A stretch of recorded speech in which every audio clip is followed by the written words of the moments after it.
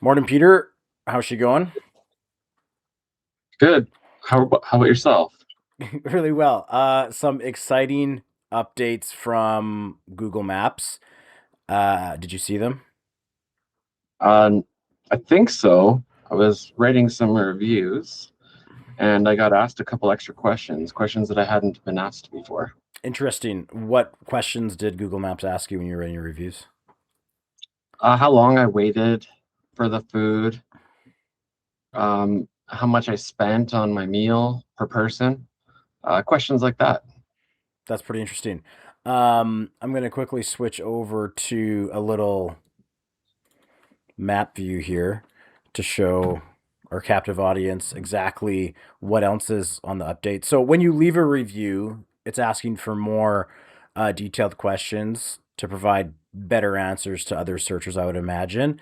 And then as a searcher, they have some interesting filters you can do now, which I think have been long awaited, but also could have some interesting side effects. But I just typed in here, I'm not sure if you can see my screen, Peter, top dentists in Winnipeg. And right away, I can filter any rating 2 star or higher, 2.5 star, 3 star, 4 star, 4.4, 4.5 star or higher. And it has a bunch of other filters too, like hours of operation, minimum rating, minimum amount of reviews. So if you want to see people that have 200 reviews or more or 500 more reviews or more, you can filter it like that.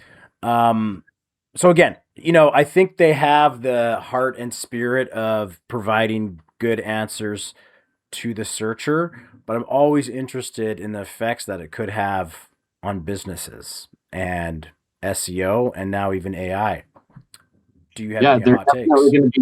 they're definitely going to be tracking the behaviors that people take when those filters are presented. They're probably going to be interested to know how many people select, 3 stars or more, 4 stars or more, etc. Just to get an idea of what the audience wants. And guaranteed that's going to trickle down into the kinds of answers provided by their AI responses.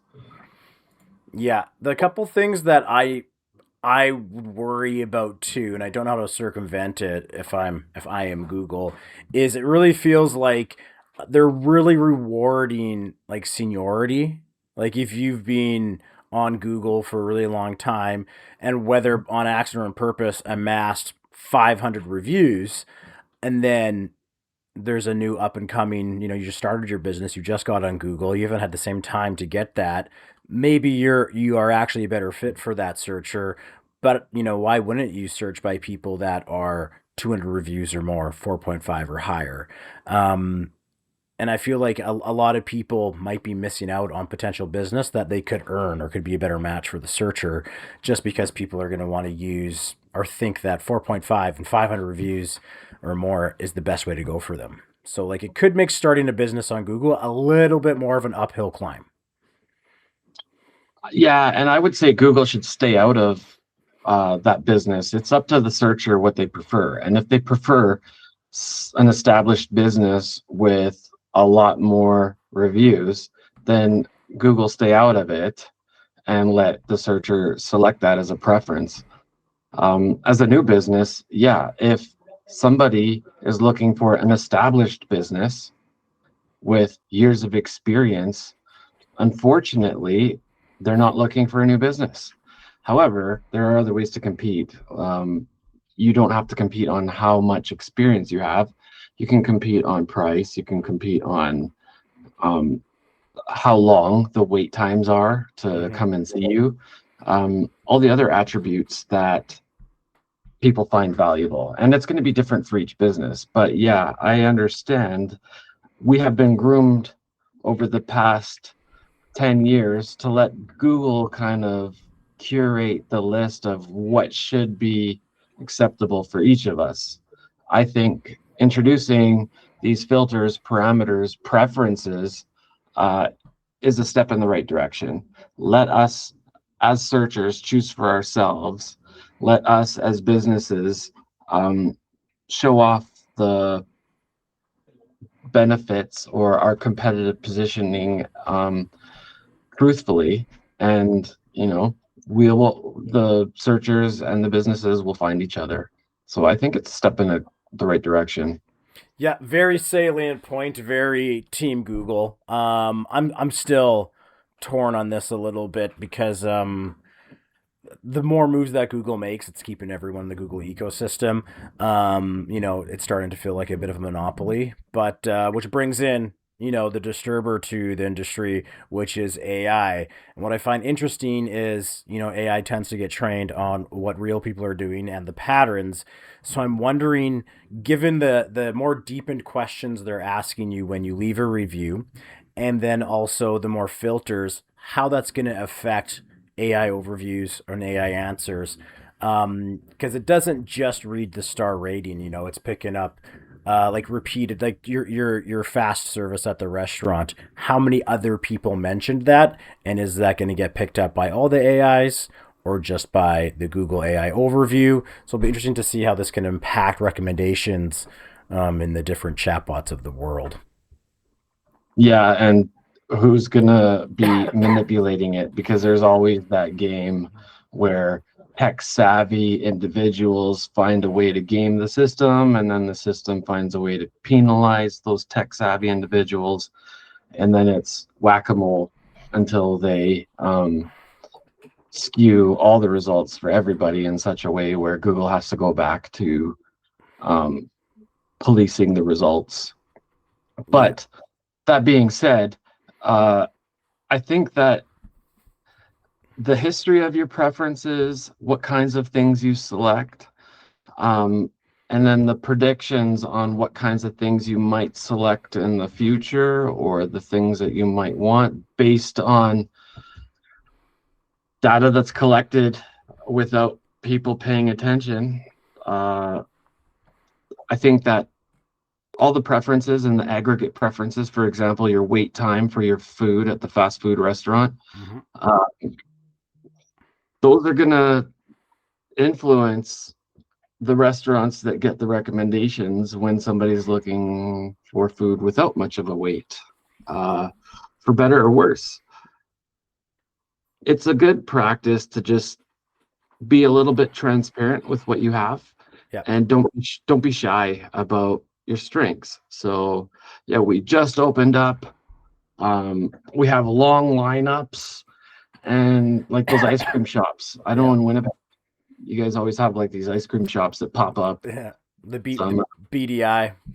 Yeah, or like some kind of TikTok, Instagram opening where they have a secret launch party, and it turns out not to be so secret, and then everybody and their dog lines up for a chocolate dip banana with some kind of manufactured hype is a powerful drug. Absolutely. Now you make some good points about, people's parameters can be what they want, businesses compete in other places, and I don't disagree with that. Something I can't shake though is that these changes, or at least the direction we're going, it starts to feel like Google reviews and maps is turning more less of a trust signal and more of like a visibility filter. So like I feel like people could go out and, pay a pretty penny and buy a bunch of the reviews to hit these bottom dollars on these maps, and then reply to those reviews with specific keywords and things like that. And then manufacture the responses to the questions that you're getting being asked. So if they know their area, like Winnipeg, our little nickname is Coupon Country. So when someone comes to my restaurant and they leave a review, they're going to get asked, how is the price? And then if I had a bunch of bots or whatever seedy offshore company answering these questions, oh, it was very quick, and the discounts were great. And now I have 500, 4.5 to 5-star reviews, just driving exactly what the people want. I feel like it opens up. It's more of a visibility levers than earning a review and getting trust and then leaving it as is for people to scroll and look and look and look. Yeah, I think that's always going to be a concern and a possibility. Most of the time, you're going to find people are smart. They can see right through that kind of thing. And they just end up dismissing all of it.